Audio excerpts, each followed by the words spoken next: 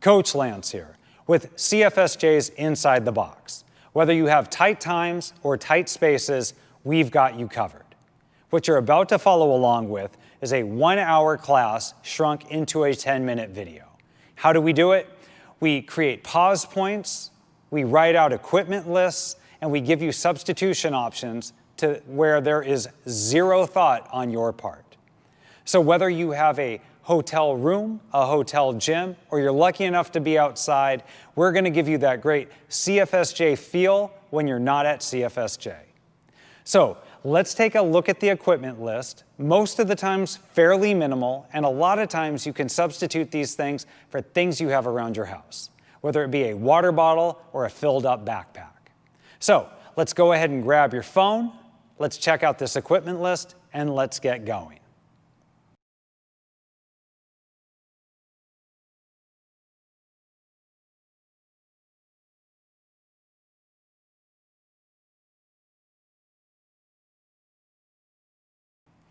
Every class, we're going to start off with 2 minutes of cardio. Now, if you're lucky enough to have a bike or a rower or a treadmill or the outside, let's go ahead and do 2 minutes of rowing or jogging or biking.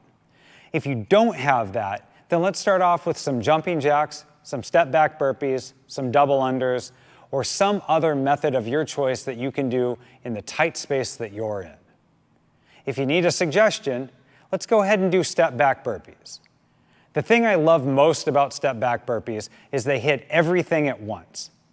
So instead of making this a dynamic, we're going to make this a very slow, grindy kind of movement, stepping back, engaging that plank on the way forward, driving those hips open, getting that nice hinge and that hamstring stretch, and working the plank and the push-up.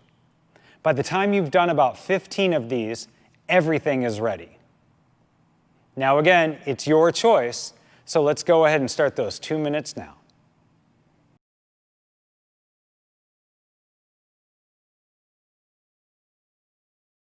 With the cardio out of the way, let's focus on the 4 movements of the dynamic warm-up. These movements are meant to get the core stable, the hips open, and the shoulders ready for today's workout. Starting off with inchworms with the push-up. Making sure that we're actually trying to get as much out of these hamstring stretch as possible. Forward fold. If you can't quite touch the floor without bending the knees, let's go ahead and take this to its maximum range of motion. It's okay to bend the knees just a little bit, especially in these early reps. By rep 10, your hamstring should be nice and long. Walking out into a plank, making sure that if we need to, dropping to the knees to maintain that straight line between the floor and our shoulders. Give me a push-up. Go ahead and come back to plank and walk it back for a total of 10. Next, we've got bootstraps. Starting at the bottom of a squat, pry our elbows into our knees. Grab the toes, pull the chest up. Holding the toes, you're going to drive the butt to the sky. This is the few times where you're okay rounding the back. Pull yourself back down, lift the chest up, drive the hips down even farther with each rep. By rep 10, you should be solid. Now we're going to go back into plank pose, and we're going to go pigeons. Driving the knee between the arms before turning the shin parallel to the body. Lift the chest and drop the hips, pausing for a brief second before switching sides, 10 total. And last, we've got scorpions. Arms wide, face down. The important part is to keep the shoulders glued to the ground to get the maximum twist out of the rotation of the hips and the spine. Reaching opposite leg to hand, it's less important to get that foot to the hand than it is to keep the chest on the ground and get as much torso twist as possible. Total of 10. Now, as always, if you've picked up something along the way that works equally as well, let's go ahead and add into it. If one round of this doesn't seem like enough, go ahead and take a little extra time. 2 more minutes could make for a way better workout. Go ahead and pause here, and we'll see you back at the next section.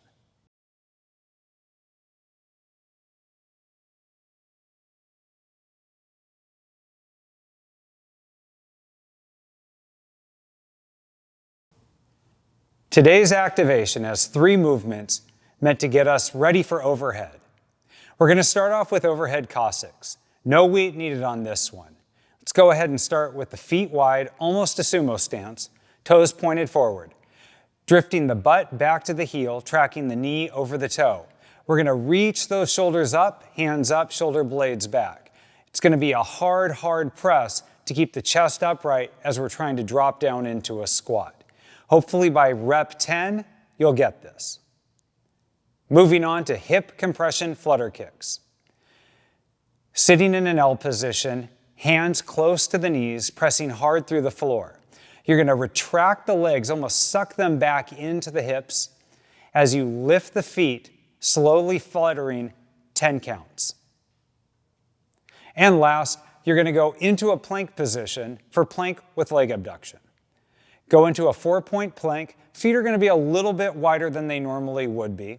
You're going to take your right leg, lift it up like you're going over an imaginary brick. Up, over to the right, brief tap, bring it up, back to the left, and switch sides. By the time you get done with 10, the core should be active and you should start to feel those glutes now. As always, we have 2 rounds of this. You can either go back and watch the videos or pause here. If you need a little more stretch, go back to the dynamic warm-up as well before we hit the strength, and we'll see you at the next section.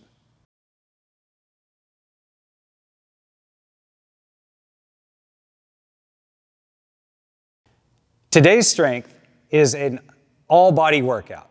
We're going to focus on the movement of the lower body, but it's going to take a lot of coordination and a lot of flexibility.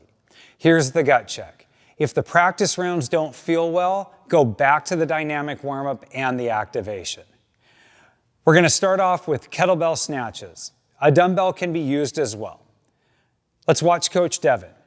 As he starts from a power position, the implement is going to be right around the knees, pushing the hips back, hinging at the hips, quick eccentric explosion, snap those hips forward, drive the shoulder and the elbow up before rotating over and pressing through the sky.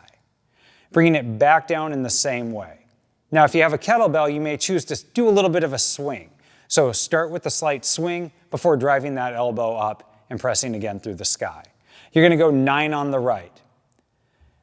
The next movement, you may have to put the weight down. You've got 12 single arm overhead squats. Practice this with no weight at first. You're probably going to feel a little happier widening your stance just a little wider. Hand goes up with or without implement, thumb points at the wall behind you. You're going to pull that shoulder blade down the back and to the spine. Pull the belly button in, dropping the hips. Try not to let the chest drop. Now, if this feels okay, go ahead and add some weight. It's okay to break up these 12 reps as much as you need to. A perfect rep is better than a lot of reps. During our 12-minute EMOM, we're going to go right and left with this. How it's going to look is in minute 1, you're going to do 9 single arm kettlebell snatches. In minute 2, you're going to go 12 single arm kettlebell or dumbbell overhead squats. Minute 3, back to kettlebell snatches, but on the left-hand side. And of course, in minute 4, then we've got 12 overhead squats on the left-hand side. During this 12 minutes, you're going to do this entire complex 3 times. It's going to be a lot more volume than it seems. Don't try to rush it. Use the entire minute. If you feel like you need to take a minute off, go 13 minutes. All right, let's go ahead, get our 3, 2, 1, go. All right, let's go ahead and get our timer set, 12-minute countdown. Go ahead and put it someplace that you can see it because you're going to have to change movements at the top of each minute. Go ahead and start your timer and begin.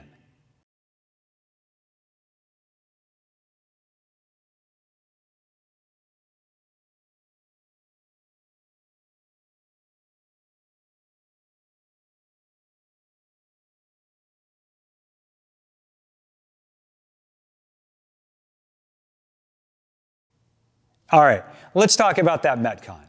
Today's WOD quarantine mile is a basic triplet. 1 time through, kettlebell swings, running, and burpees. It's a lot of volume though. You've got 50 Russian kettlebell swings at an increased weight of 70 for men, 53 for women. Now these numbers may not mean a whole lot if your equipment is limited, but what it's telling you is go heavy. You're following it up with a 1 mile run and finishing off with 50 burpees. Now, What this is meant for is no equipment, low equipment, almost no space. Quarantine mile might as well be called the prisoner's mile. Of course, you're not going to get a whole lot of running in prison. If you don't have a place to run, normally our modification is 30 seconds of cardio for every 100 meters of running. But this would be 8 minutes of jumping jacks or 8 minutes of burpees. So what I'm suggesting is go 50 kettlebell swings as hard as you can, going into 50 burpees if you don't have anywhere to run, followed up by 50 burpees. So how would I change this up? So it doesn't get redundant and you're not doing 100 burpees in a row. Let's think of what a prisoner would do. They'd start off with their 50 burpees, they'd do their 50 kettlebell swings and finish up with 50 burpees. It's one time through and is really meant to be a mental push. Let's go ahead and watch Coach Devin demonstrate the kettlebell swing before we talk about our modifications. Starting from the ground, you're going to keep the feet just under the hips. Hips go back, back stays straight. You're going to extend those hips quickly to get that bell moving. The shoulder blades stay back, but the arms stay loose. The only thing that's getting the arms to move is the momentum of the bell. As the bell comes down, push those hips back in anticipation of the next rep. Not too much to it, but if you only have a light kettlebell, what do? 50 on each arm, single Russian kettlebell swings. If you really only have something slight, go ahead and do 50 kettlebell snatches each side, 50 and 50.